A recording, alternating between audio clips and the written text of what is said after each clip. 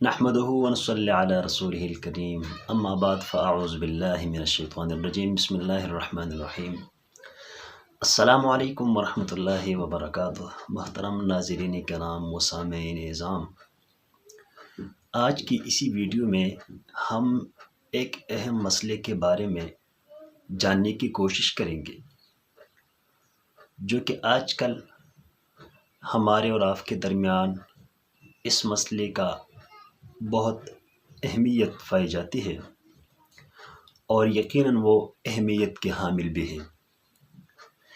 اسلام میں داڑھی منڈوانا، داڑھی کٹوانا، اس کا کیا حکم؟ ناظرین کرام، اسلام میں داڑھی رکھنا واجب ہے، اور ایک مونڈ تک پہنچانا سنت ہے، سنت مؤکدہ ہے۔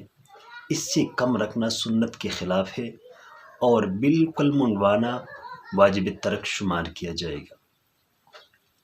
اسی سلسلے میں آپ نے دیکھا ہوگا کہ مصر کی جتنی بھی قراء ہے، جتنی بھی علماء کرام ہے، جتنے بھی مفتیان اعظام ہے، ان سب کی داڑھی آپ کو منڈواتے ہوئی نظر آئیں گے۔ تو آپ کو بھی شاید حیرانگی ہو کہ اتنے بڑے علماء، اتنے بڑے قراء وہ داڑھی کیوں نہیں رکھتے۔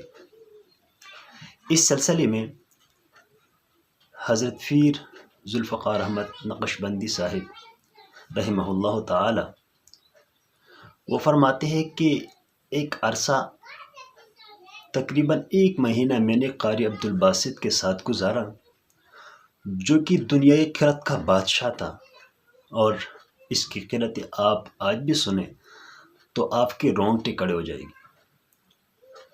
حضرت پیر صاحب خود فرماتے ہیں کہ ان کے ساتھ جو 1 مہینہ میں نے گزارا تو قاری عبدالباسط کی جو تقویٰ تھا، ان کی جو پرہیزگاری تھی، وہ لامثال تھی۔ وہ ہمیشہ 24 گھنٹے وہ جو ضروریات ہے، کھانا پینا اور سونا، اس کے علاوہ کوئی بھی کام وہ نہیں کرتا، صرف اور صرف وہ قرآن کی تلاوت کرتا رہا۔ اور وہ کہتے ہیں حضرت پیر صاحب کہ وہ مجھ سے اتنا محبت کرتے تھے کہ جب بھی وہ قرآن کریم کی تلاوت کرتے تھے امریکہ میں، تو میں کبھی انگلش میں تو کبھی اردو میں اس کا تشریح اور اس کا تفسیر کرتا تھا، اس پر کچھ مسائل کچھ بیان کرتا تھا۔ تو حضرت پیر صاحب خود فرماتے ہیں کہ میں نے سوچا کہ اتنا بڑا پرہیزگار، اتنا متقی انسان وہ داڑھی کیوں نہیں رکھتے۔ پھر صاحب نے فرمایا کہ میں جب بھی ان کے پاس جاتا تھا، ان کے کمرے میں جاتا تھا، تو وہ ہمیشہ، چاہے میں رات کو جاتا یا دن کو جاتا تھا، تو میں ان کو تلاوت کرتے ہوئے پاتا۔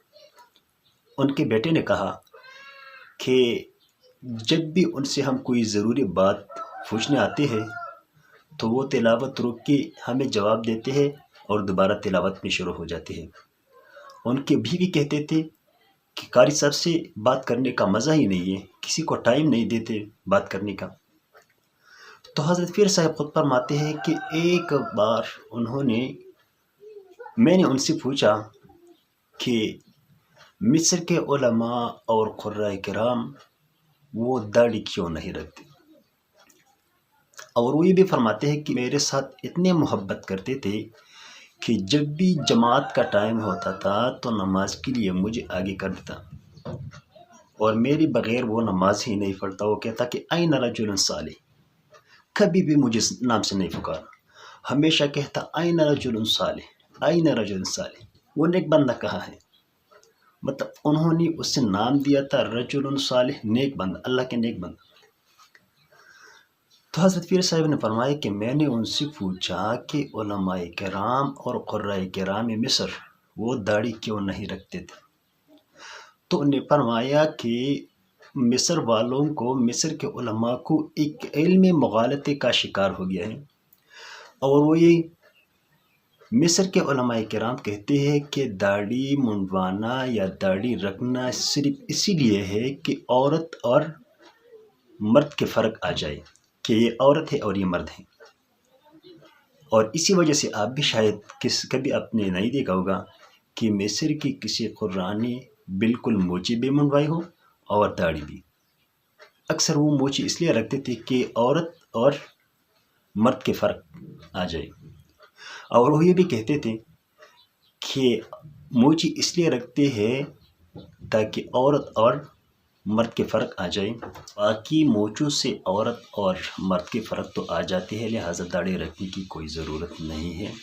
تو یہ مصر کے علماء کو بھی ایک مغالطہ ہے. اللہ تعالی ہم سب کو عمل کرنے کی توفیق عطا فرمائے اور سنت نبوی پہ چلنے کی برابر اور پوری کی پوری توفیق عطا فرمائے. السلام علیکم ورحمۃ اللہ وبرکاتہ.